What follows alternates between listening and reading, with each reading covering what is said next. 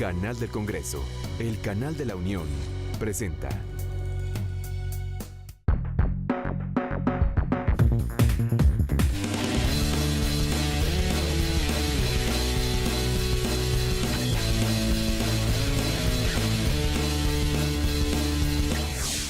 ¿Qué tal? Soy Manuel López San Martín, bienvenidos al canal del Congreso, bienvenidos también a esta visión universitaria, un espacio de diálogo e intercambio de ideas entre legisladores y estudiantes universitarios.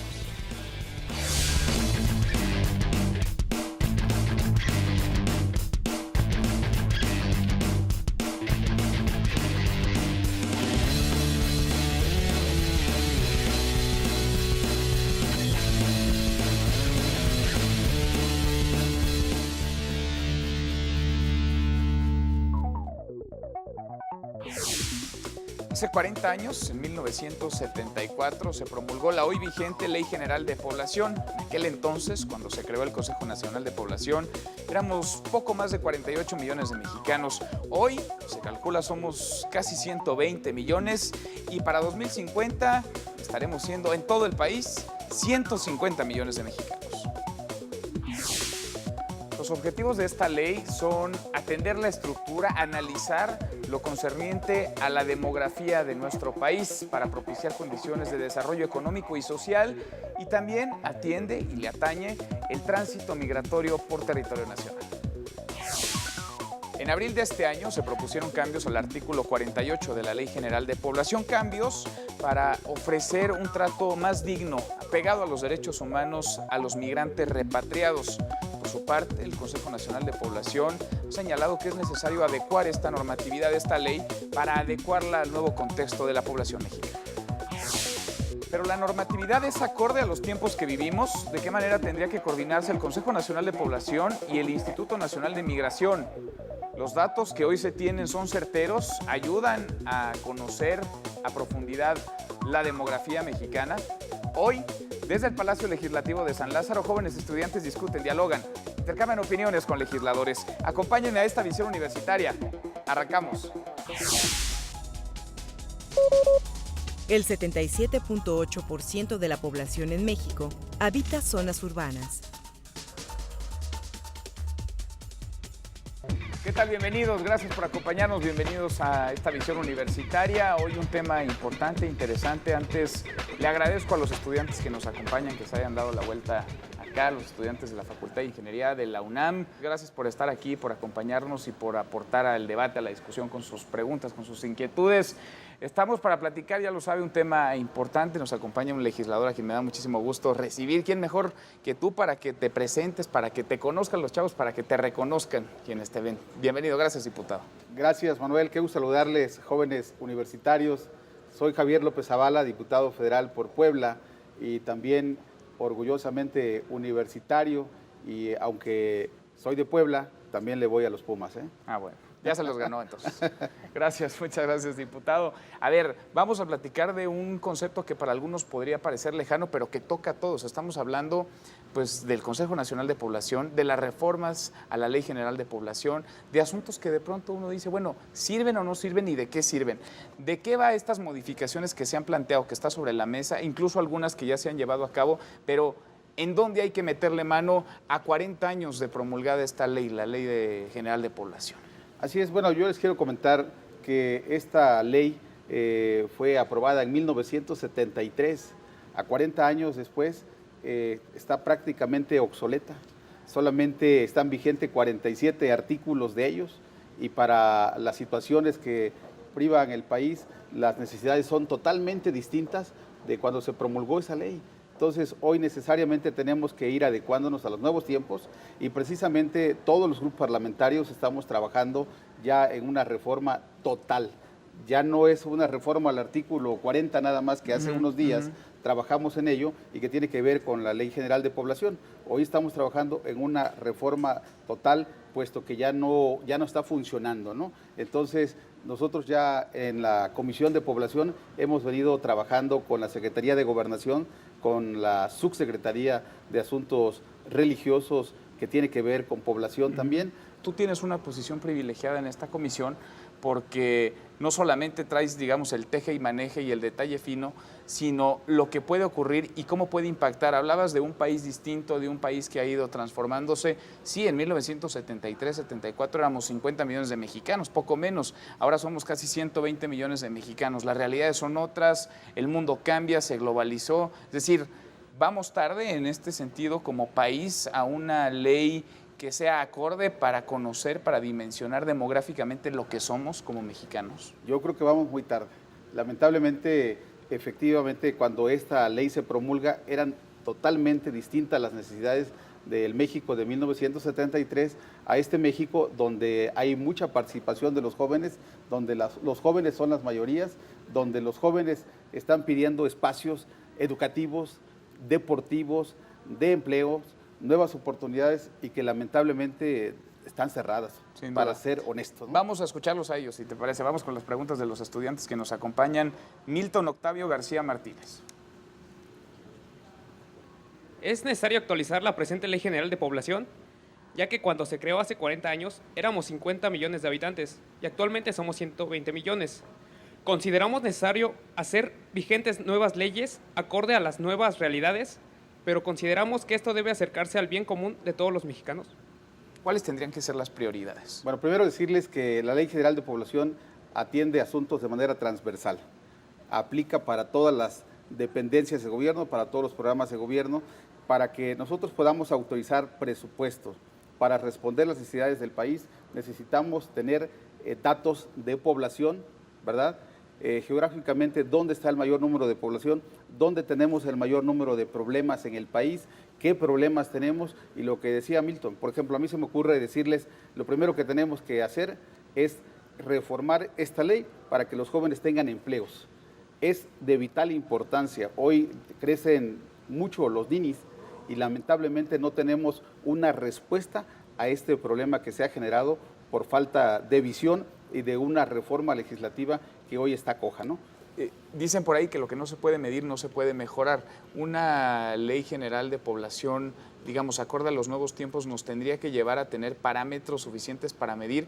Está el INEGI que hace mediciones y que tendrá de manera coordinada que trabajar. Está incluso el Instituto Nacional de Migración, que en temas de migrantes tendrá que coordinarse también. Pero, ¿de qué manera dotar a esta nueva legislación de parámetros que nos permitan medir para entonces evaluar y poder mejorar? Bueno, tenemos aparte del INEGI el Coneval, que es una institución seria que se dedica precisamente a evaluar los indicadores de cómo estamos hoy, de calidad de vida, de marginación, de desarrollo, de progreso, de empleos, de seguridad, de todos los temas, ¿no? A través de la Coneval es como vamos a medir los logros que se tengan que dar con esta nueva reforma a la Ley General de Población, que, insisto, es de manera transversal y tiene que ver con todas las políticas públicas de los programas de gobierno federal. Y alejado de partidos políticos, ¿no? O no de partidos, pero sí de intereses políticos. Totalmente apolítica, totalmente, porque lo mismo hay pobre en un partido que otro y lo mismo hay ricos en cualquier orden de la sociedad, de tal suerte que no tiene nada que ver con partidos políticos, sino con políticas sociales acordes a las nuevas necesidades del tiempo. Sin duda. Vamos con otra pregunta, si te parece. Vamos con Raúl Yair García Torres.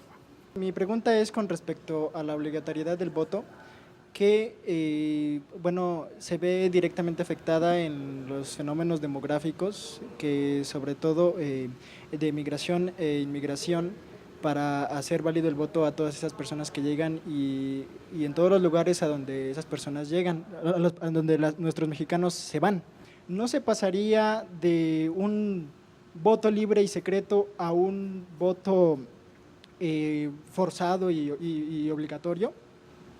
Es decir, que los mexicanos que salen de nuestro país puedan participar directamente a través del voto, claro, pero de forma, digamos, directa, vinculante con lo que ocurre en los estados o en las ciudades que los expulsaron. En este sentido que fuera obligatorio, ¿no? Y también el otorgar esa participación a las personas que llegan, ¿no?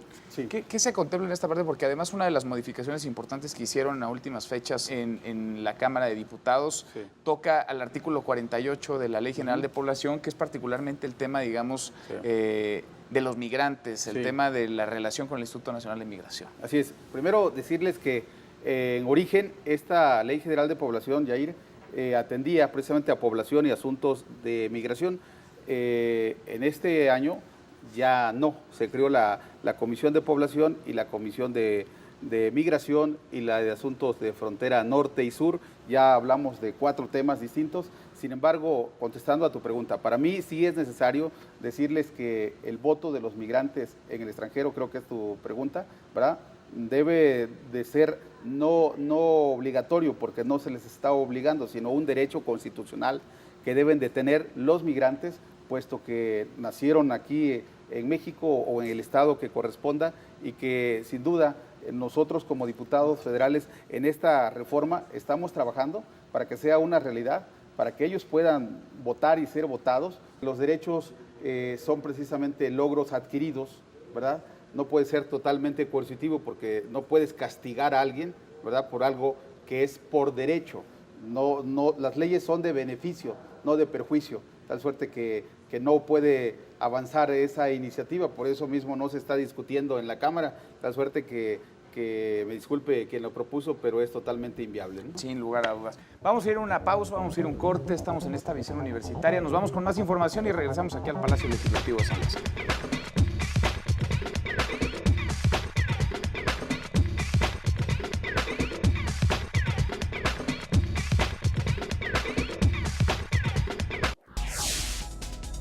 En México, el 51% de la población corresponde a mujeres, mientras que los hombres representan el 49%.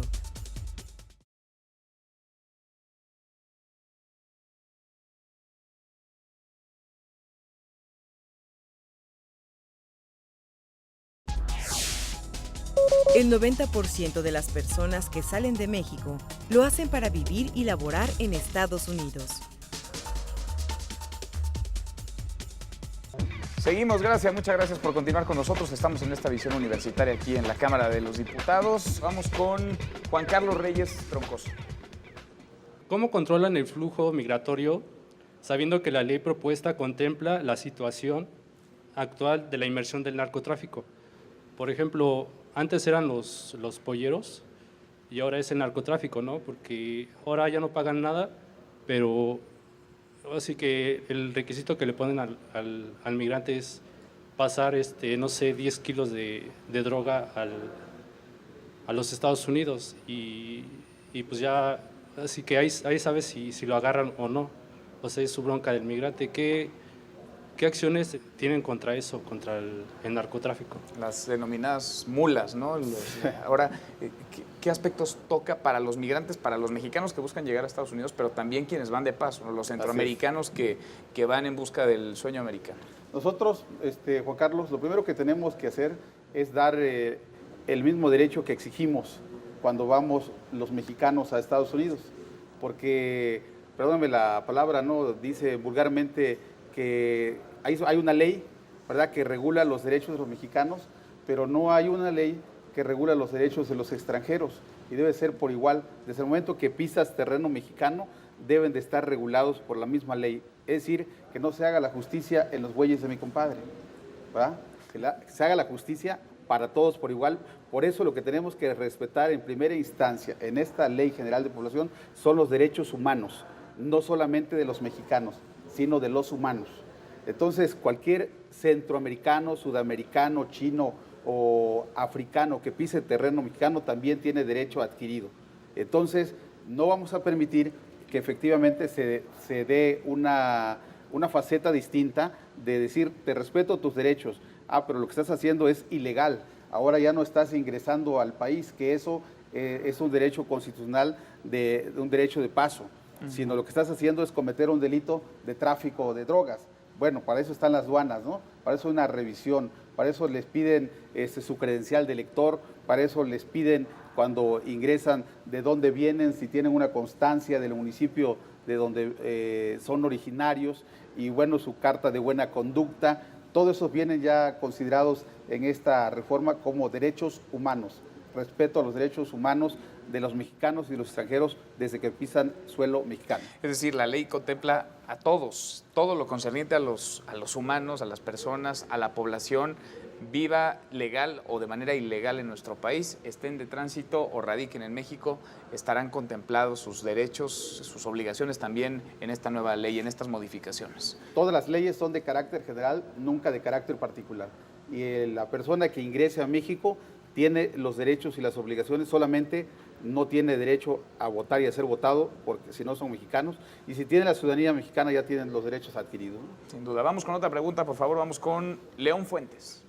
Nosotros exigimos que a nosotros se nos quiten, no sé, por ejemplo, la visa de Estados Unidos, y nosotros estamos, en este caso, imponiendo ciertas condiciones para los latinoamericanos. Realmente mi pregunta sería que de llevar a cabo esto, no estamos tratando a los latinoamericanos como a nosotros nos tratan en Estados Unidos, y esto tal vez no se podría ver como un interés realmente de Estados Unidos en que nosotros le llevemos un filtro de las personas a quien entra.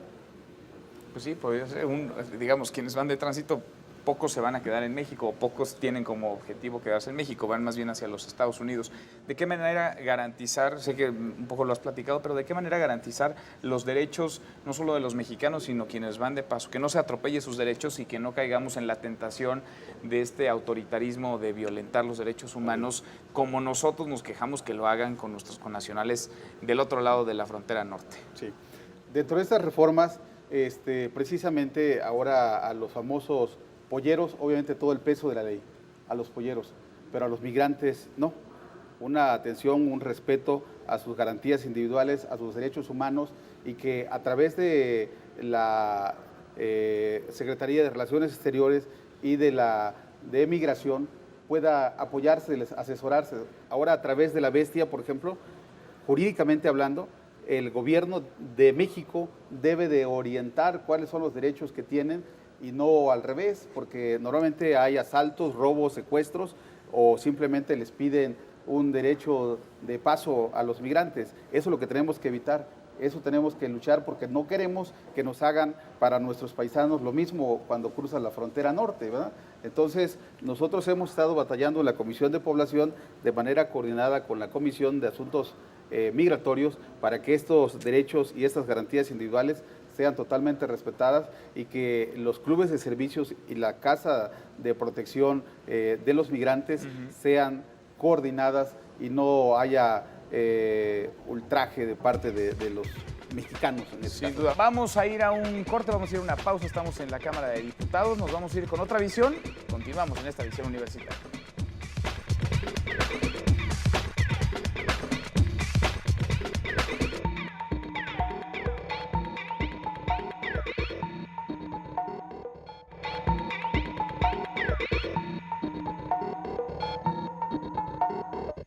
En los años 70, México estaba en el pico, en el punto más alto de sus tasas de crecimiento, cuando la población de México se duplicaba prácticamente cada vez. Ahora ya con un ritmo de crecimiento mucho menor, ya inclusive tal vez por debajo del 1%, y que tiende hacia una transformación cada vez más evidente de la estructura de población de México, ya con un proceso de envejecimiento demográfico muy claro, si bien todavía somos un país de jóvenes, donde muy claramente la mitad de la población está en el rango de edad joven. Hay aquí aspectos tan importantes como el aprovechamiento del bono demográfico, que tanto se insiste, que no es un tema separado del proceso de envejecimiento, son parte del mismo proceso de transformación, de tal manera que no estamos hablando por un lado de los jóvenes, por otro lado de la población de edad avanzada, sino debe ser parte de una política integral que articule tanto los programas de población, los programas demográficos, con los de desarrollo social, de desarrollo económico, para asegurar realmente que esta transición se traduzca en una reducción de la pobreza, de la desigualdad, mejores oportunidades para todos.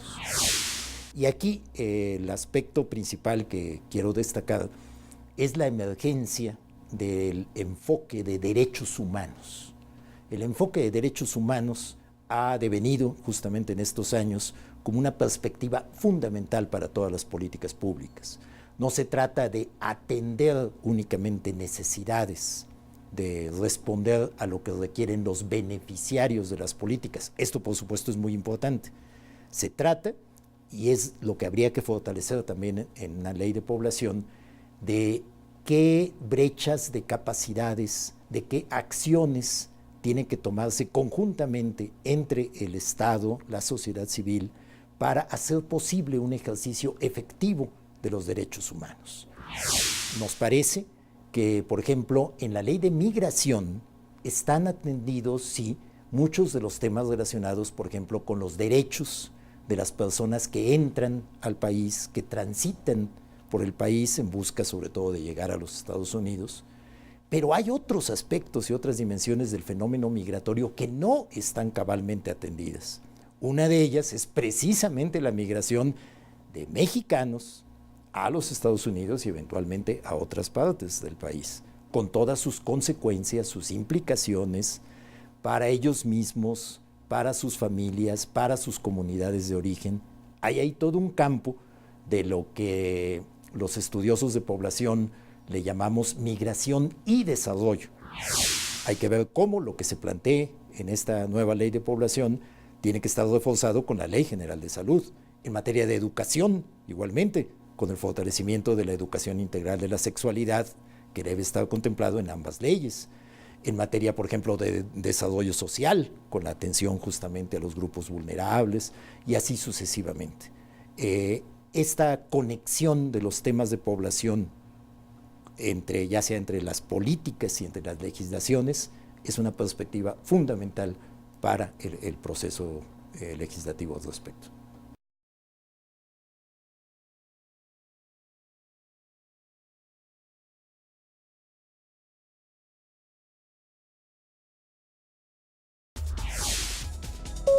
La esperanza de vida de la población en México es de 74.5 años.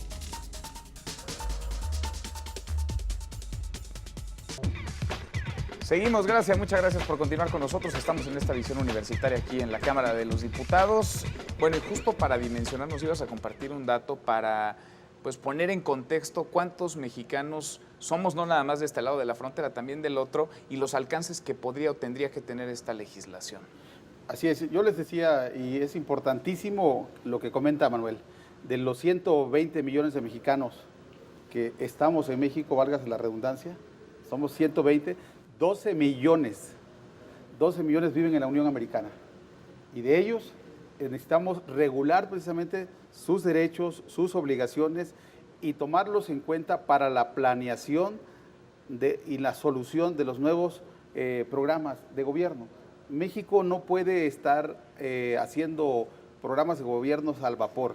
Tenemos que, de manera articulada, planear las políticas sociales para dar respuesta a cada una de las demandas sociales. Entonces, de estos 12 millones de mexicanos, por ejemplo, en 2014 tuvimos 1.500 millones de dólares de remesas.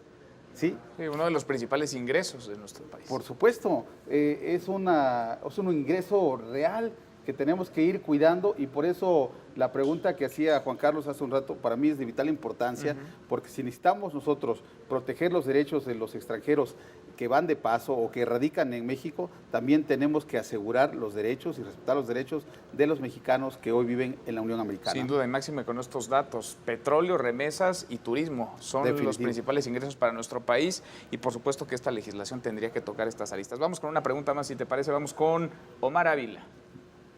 México ha tenido por muchos años la visión, la política, de una política amigable hacia los extranjeros que puedan entrar sin visa. En cambio, esta ley está en contra de eso, y quisiera saber cuáles son las razones detrás de todo esto. Sí, México tiene una larga historia de refugiados, de asilo político, y digamos en el corto, mediano plazo, pues también de una exigencia, una demanda, lo mismo Estados Unidos a Canadá, de retirar la visa. ¿Por qué nosotros poner visa? ¿Por qué ponerle trabas? ¿Por qué dejar de ser amigos, digamos, de nuestros amigos? Así es. Es un buen tema, Omar. La verdad es que tiene que ver con la demanda social, con la demanda de empleo, con la demanda de seguridad pública. Normalmente, ya comentábamos hace rato el ejemplo de Canadá o el ejemplo de España, o ahorita nadie quiere ir seguramente a España por la situación económica que vive el país, o Francia, ¿verdad? Sin embargo, hay varios países con ese mismo ejemplo, Brasil, pero ellos están requiriendo precisamente mano de obra, ¿verdad? Ellos están requiriendo que vayan a trabajar. Y en México no podríamos hacer eso, no porque seamos egoístas o egocentristas, si lo que estamos pidiendo son oportunidades de empleos y no las tenemos y abrimos las fronteras para los extranjeros, así como que se vengan a emplear, pues estaríamos sobresaturados precisamente en empleos. Hace rato hablábamos de los ninis, de los aproximadamente de los 120 millones de mexicanos, el 52% de la población son jóvenes. Estamos pensando en esos 62 millones más o menos de habitantes, pero de esos 14.8 millones no tienen empleos. Y si nosotros abrimos las fronteras para los extranjeros, estaríamos peor. Esa es la razón.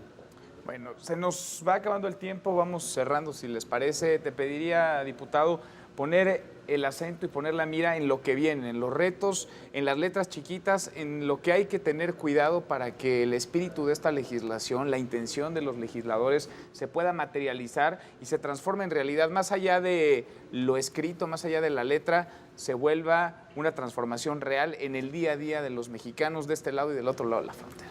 Lo que estamos pidiendo en nuestra nueva Ley General de Población es que se tomen en cuenta todos los datos demográficos. Primero, población, ocupación, empleos, seguridad, derecho de las mujeres, voto de la mujer, ¿verdad? El derecho que tiene la gente de la tercera edad. Hay un dato muy importante. La reforma de 1973 habla precisamente de la gente que tenía la obligación en aquel momento de crear muchos hospitales, porque queríamos un México muy poblado, ¿sí? Pero hoy ya no necesitamos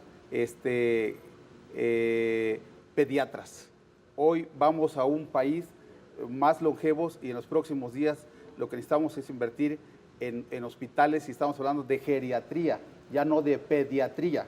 Entonces, estos derechos los estamos nosotros reservando para que tengamos un México mejor, un México con nuevas oportunidades, nuevas soluciones y que haya un desarrollo integral y no aislado, no asuntos parchados, ¿no? Sin lugar a dudas, es un tema que a todos atañe, es un tema que a todos toca y necesitamos también ingenieros, ¿no?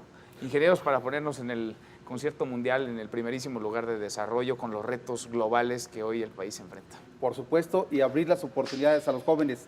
Normalmente el gobierno, la administración pública, le exige a los jóvenes experiencia para entrar a trabajar, ¿verdad? Pero no se preguntan quién les